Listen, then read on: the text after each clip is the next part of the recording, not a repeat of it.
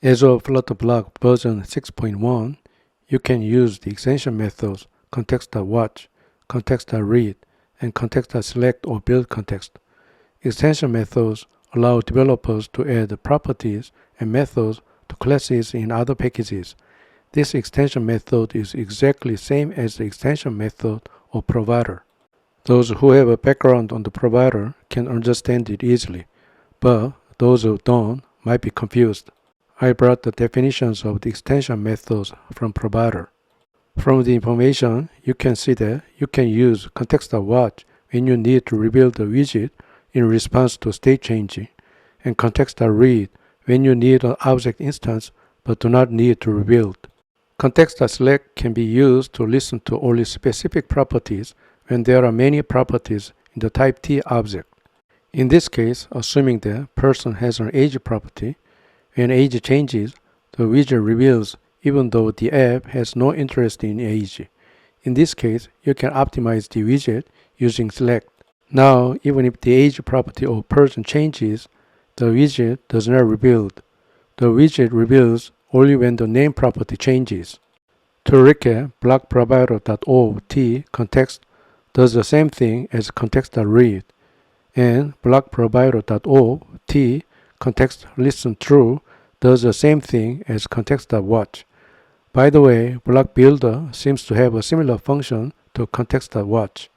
As shown in the figure, context.watch above is functionally identical to block builder below. As in the upper left, if the state is obtained through the context.watch, and then the state value is displayed through the text widget, the scaffold does not need to be rebuilt, but the entire widget including the scaffold is rebuilt. On the other hand, if you do it like the lower left side, only the text widget will rebuild. And if you use context.watch inside the builder widget like the bottom right, you can achieve the same effect as the bottom left.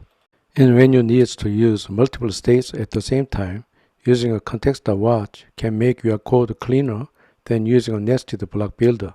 The function of a builder widget having the builder callback as shown here is covered in the chapter dealing with block access. Let's refactor using the extension method now.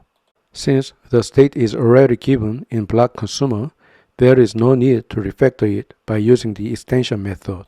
Let's change plotting action buttons increment and decrement using the extension method.